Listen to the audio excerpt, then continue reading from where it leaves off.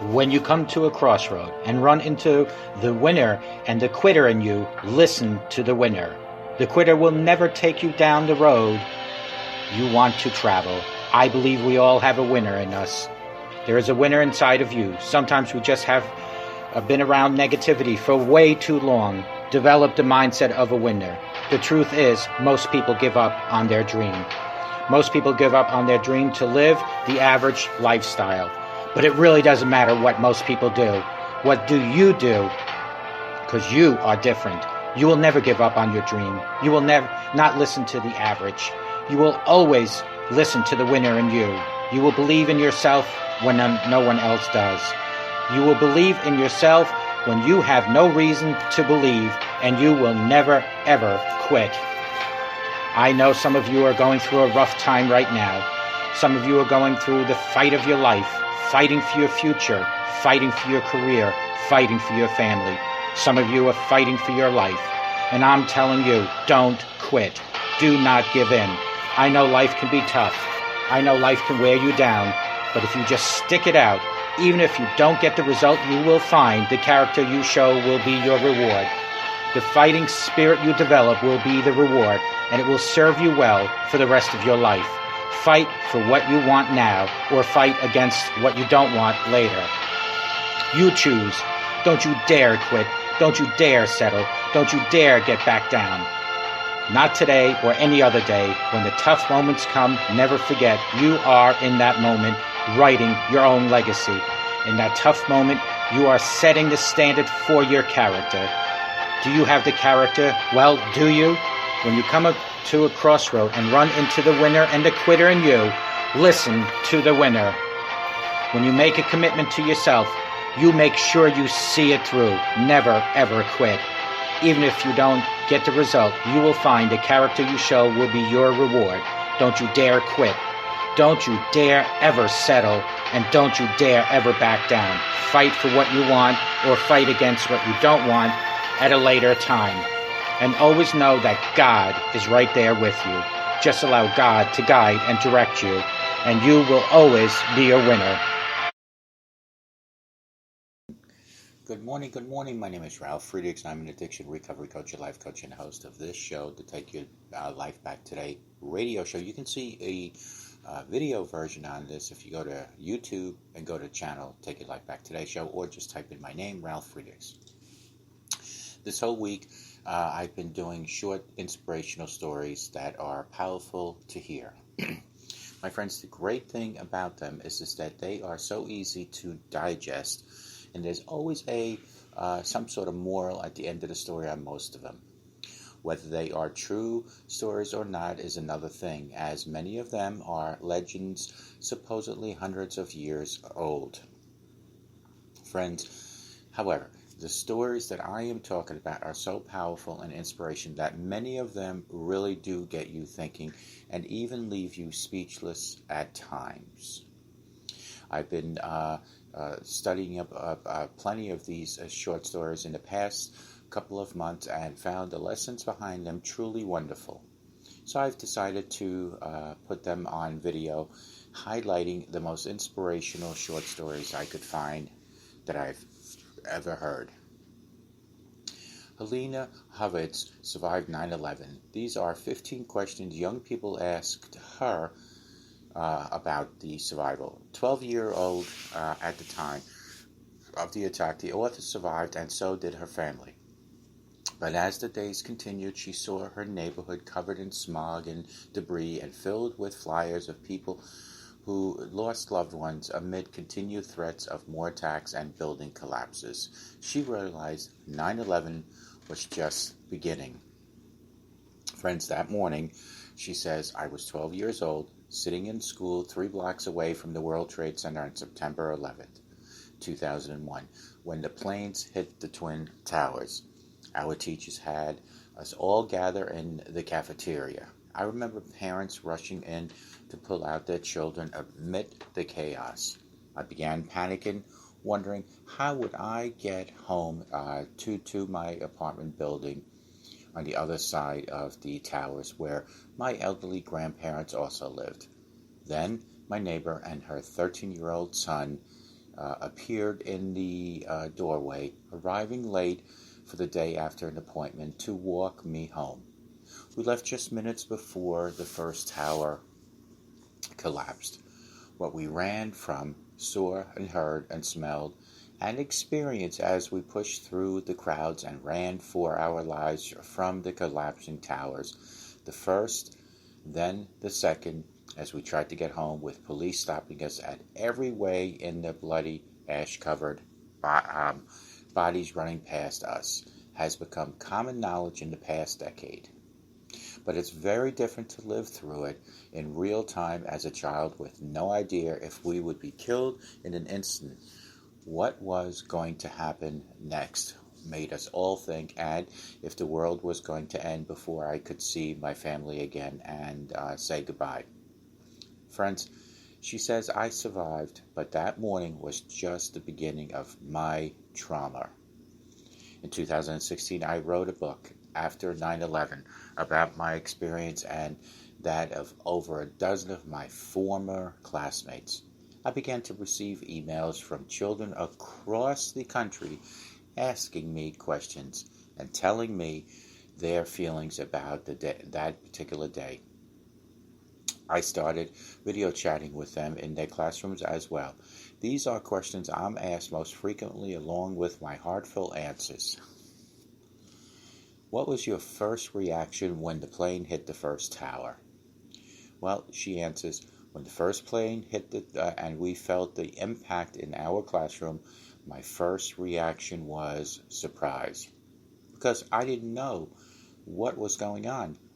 That was very quickly led to fear and panic as we did learn what had happened. So I would say I was nervous, scared, and shocked. Those feelings amplified as I tried to walk home with my neighbors, and more surprising things happened, like the police not letting us get even get home. Though we were told, we told them that we lived there because they were told to direct everyone to go uptown out of harm's way. The next question was, what happened to your classmates whose parents weren't able to come to get them? She answers, these classmates were evacuated, which means the bomb squad let them out of the building and uptown away from the towers, but they were also in a street close by when the towers began to fall, so they all had to run as well. Those students were taken to another school where they waited for their parents to pick them up. Once their parents were able to figure out where they were, they came and got them. Some of the kids who lived in the Battery Park or Tribeca lost their homes for about 6 months and had to live moving from hotel to hotel. The next question is, what did you feel when you knew all your family members were okay? Good question, she says.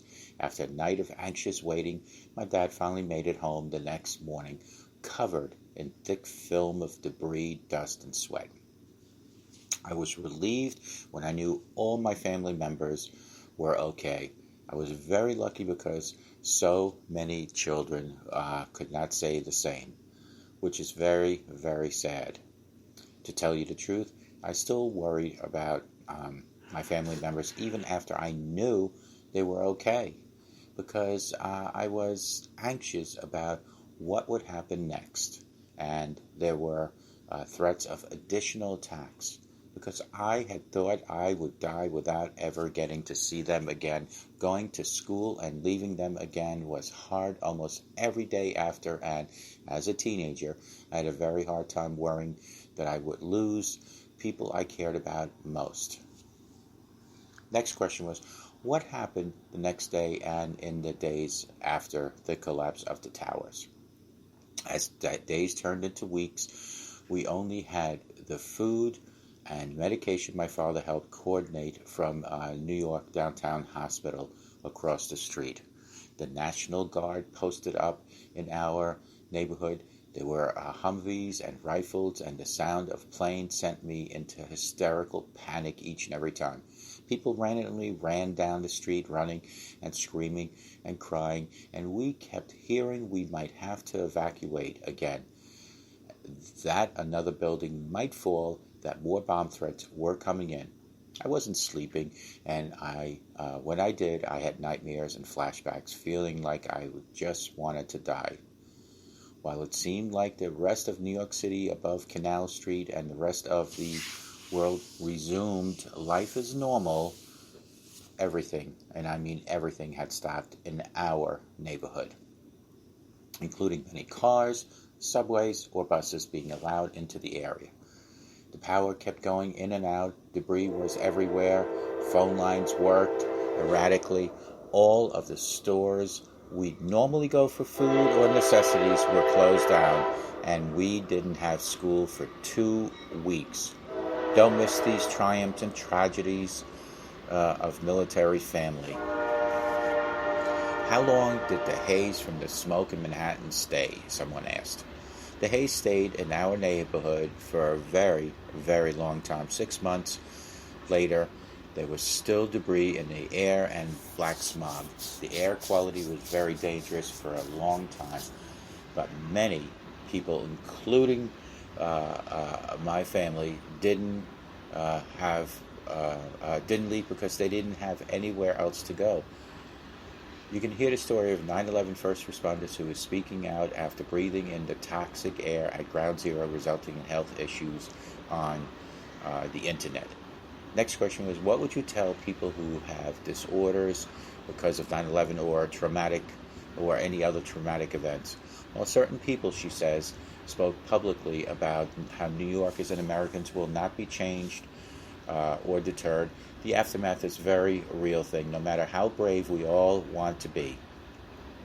Being brave and carrying on with our lives doesn't mean that we can't still worry about the safety of our loved ones and our community.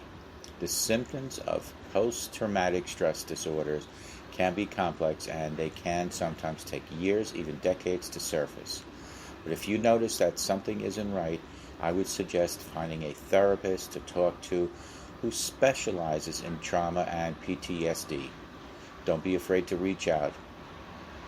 These are the 10 silent signs of post-traumatic stress disorder. And you could find them somewhere on Google. How did you ever stop thinking about it? Someone asked. Unfortunately, the big trauma was so big and ongoing that it was hard for me for a very long time, and I think it was difficult for my parents and so many families that lived in the area as well. When we survive something and try to move forward, that doesn't always automatically mean that we really have moved forward. We are changed, and our lives are changed. I don't think I'll ever forget to ever stop thinking about it, but I've learned to move forward with the thoughts I do have in a way that makes my life a lot easier.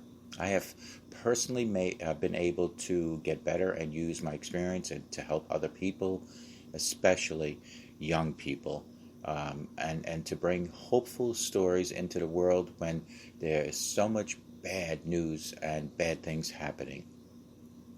I still do not understand why the terrorists would do such a horrible thing. Do you ever go back to that day and wonder why it happened? Someone asked.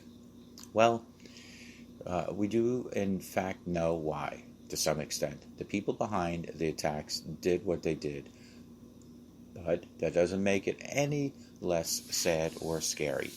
Sometimes bad things happen, and we will never really know why they do. I wish I could understand it more, she says. But what is important to remember is that for all of the suffering out there, so many people, so many good people also exist who step in to help and try to make the world a better place. We have to be strong, she writes, as we can be and be good people in the world ourselves. We need to make differences in the world. That, these terrorist attacks have helped me and other people to be better. You went through an awful event at such a young age. How was your life affected throughout the years after, someone asked. For a long time, she writes, many of my thoughts were scary and sad. A lot of the things I thought and the way my body and brain kicked into survival mode that particular day stayed with me for a long, long time. Fortunately, now, as a 30-year-old woman with my own family and a happy life, I look back and see the ways that the years of hard work to make changes and get better in therapy has helped me become a new person with a new life, but without forgetting what I went through to get to this point. One more question. Have you ever felt mistrust for Muslims because of the attack?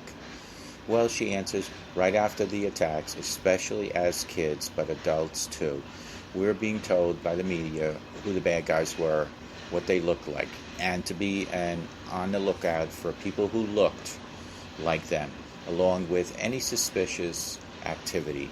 Fortunately, I had a wonderful humanities teacher who taught me early on one small group of people do not represent an entire race or religion, and that these people who chose to do what something as horrible as 9/11 were not doing it in the name of any and all of them. People of all races, ages, religions, and walks of life have the ability to do bad things and good things as well.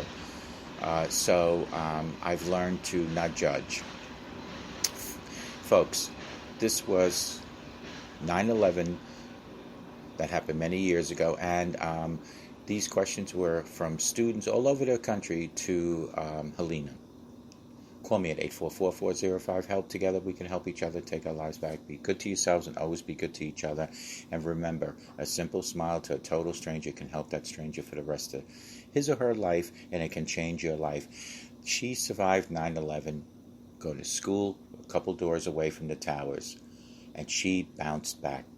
This goes to show you there's hope for all of us. No matter how bad your struggles are, we will all become stronger through our struggles.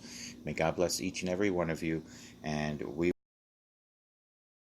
will talk to you guys tomorrow. Take good care. Bye-bye now.